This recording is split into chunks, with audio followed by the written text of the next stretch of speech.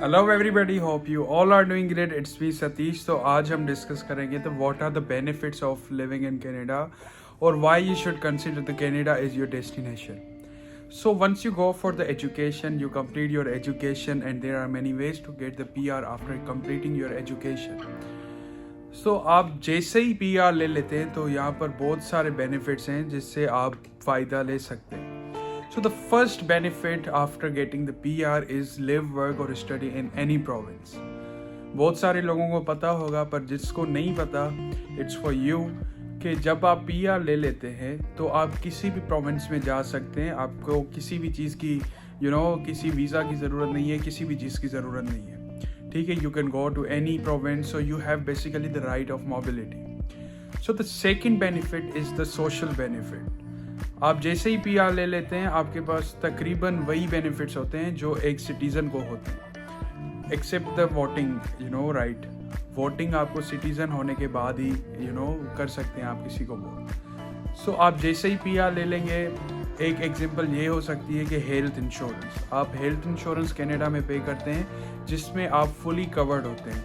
आप अल्लाह ना करे या अगर आपको किसी भी तरह का डिजीज़ हो जाती है, देखें ह्यूमन बॉडी तो एक मशीन ही है, ये डेप्रिशिएट तो होती ही है, पर अल्लाह ना करे किसी को भी ज़रूरत पड़ जाए सर्जरीज़ की या किसी भी चीज़ की, so you are fully covered. Your surgeries, your doctor consultation all will be bear by the government itself.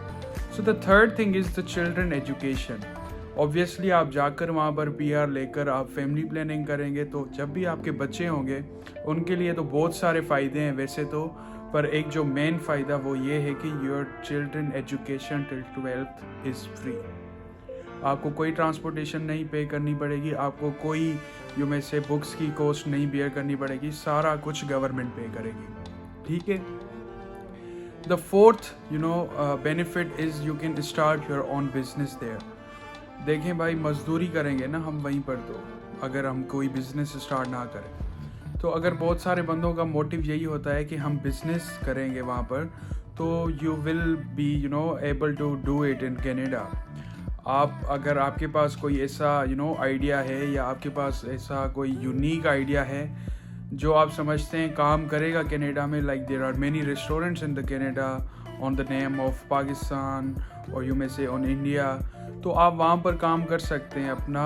आप किसी भी बैंक के पास चले जाएं, अगर आपके दम है आइडिया में तो वो आपको फाइनेंस कर देते हैं, आपको लोन दे देते हैं टू डू द बिजनेस, तो आप बिजनेस भी कर सकते हैं. Fifth reason is you can, और fifth benefit is you can sponsor your family as well. Once you get there, you get the PR, and once you get the PR, you should be eligible to sponsor your family by having salary of there is a minimum range of salary that you should have before sponsoring somebody. And another thing is you should have the health insurance for your sponsor, the one whom you are sponsoring.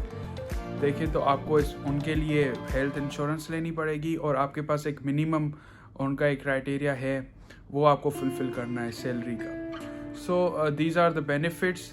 इसके अलावा भी बहुत सारे benefits हैं, like वो peaceful बहुत ज़्यादा है. अगर आप कंपेयर करें, वैसे तो क्राइम हर जगह पे होता है, आप किसी भी मुल्क को ऐसे नहीं कह सकते कि वहाँ पर क्राइम नहीं है. क्राइम हर जगह है, पर कनाडा में कुछ कम है. ठीक है. उसके बाद आप देखें तो पॉल्यूशन कनाडा में बहुत ज़्यादा जगह है पर लोग बहुत कम हैं उन जगह पे, तो इसकी वजह से ऑब्वियसली इम्पैक्ट पड़ता है. आपका एनवायरनमेंट बहुत ज़्यादा इकोलॉजिकल होता है और में से ज़्यादा एफिशिएंटली वर्क करता है. उसके साथ साथ यार वहाँ के लोग बहुत सपोर्टिव है. हाँ, डिस्क्रिमिनेशन हर जगह होता है, पर कनाडा के काफ़ी लोग और में से majority of the people are supportive towards the international students और immigrants. So this is pretty much for today. Do subscribe to my channel. I will be sharing a lot of useful stuff for you. और उसके साथ साथ मैंने एक documents की series भी upload करी है, the documents which are required to apply for the visa. So please do watch them and do subscribe me. Thank you so much. Make an effort, create a change. Thank you so much.